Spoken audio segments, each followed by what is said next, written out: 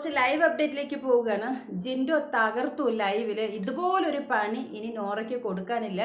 നോറയ്ക്ക് 8ന്റെ പണി എന്നല്ല 16ന്റെ പണിയാണ് കിട്ടിയിട്ടുള്ളത്. അപ്പോൾ കഴിഞ്ഞ ദിവസത്തെ പ്രൊമോയിൽ പോലെ ബിഗ് ബോസ് ഒരു ടാസ്ക് കൊടുത്താണ്.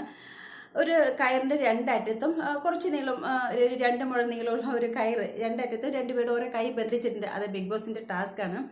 സോ അപ്പോൾ ജിൻഡോ ആണെങ്കിൽ ജിമ്മനാണ്. എപ്പോഴും നോറയ്ക്ക് ജിൻഡോയെ കാണുമ്പോൾ ഒരു കളിയാക്കലും പിന്നെ ഒരുമാതിരി നാണമില്ല, മാനമില്ല, ഉളുപ്പില്ല എന്നെല്ലാം പറഞ്ഞ കളിയാക്കൽ കുറച്ച് കൂടുതലാണ്. ഇന്ന് ജിൻഡോ അധികം വലിയ പ്രതികരണമൊന്നുമില്ല, ഒന്നും ചൊറിയുന്ന അങ്ങനെയൊന്നുമില്ല. ജിൻഡോയുടെ പാട്ട് ജിൻഡോയുടെ ജോലി നോക്കണം. പക്ഷെ കയ്യിൽ കെട്ടിയത് കൊണ്ട് ശക്തിമാനാരാണ് ജിൻഡോ ആണ്. അപ്പോൾ നോറയ്ക്ക് വഴങ്ങിയേ പറ്റൂ. സോ ക്ലീൻ ചെയ്യുമ്പോഴാണെങ്കിലും ചൂലെടുക്കാൻ പോകുന്നു, അതിൻ്റെ മുറം എടുക്കാൻ പോകുന്നു, കുപ്പയെല്ലാം അടിച്ച് വാരുന്നു, അങ്ങോട്ടും ഇങ്ങോട്ടും പോകുമ്പോഴേ നോറ കൂടെ പോകണം, വേറെ മാർഗമില്ല. നോറയ്ക്ക് വരച്ച ജിൻഡോ വരില്ലല്ലോ. അത് മാത്രമല്ല കുറച്ച് ആന കളിച്ചാലോ അത് പൊളിച്ചു. രതീഷിനെ കുനിച്ച് നിർത്തി ജിൻഡോ പുറത്ത് കയറിയിരുന്ന ആന നടയാന എന്നൊക്കെ പറഞ്ഞ് തുമ്പിക്കൈ പോലെയൊക്കെ ഇങ്ങനെ കാണിച്ചുകൊണ്ടിരിക്കുന്നുണ്ട്. നോറയ്ക്ക് ഒരു വഴിയുമില്ല.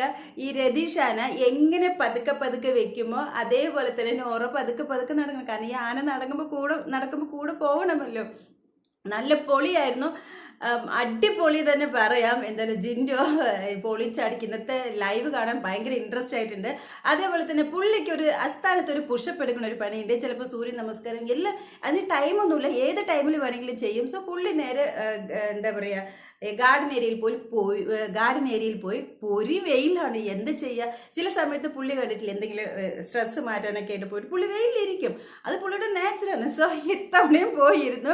പുള്ളി ഇത്തവണ പുഷപ്പ് എടുക്കാനാണ് പോയത്. എൻ്റെ പൊന്നോ, ഒന്നും പറയണ്ട.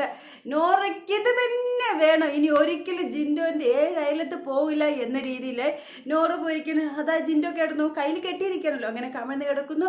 1 2 എന്നൊക്കെ പറഞ്ഞ് എണ്ണുന്നുണ്ട്. എല്ലാ വീട്ടിലുള്ള ആളുകളും ആ തണലത്ത് വന്ന് നിൽക്കുന്നുണ്ട്.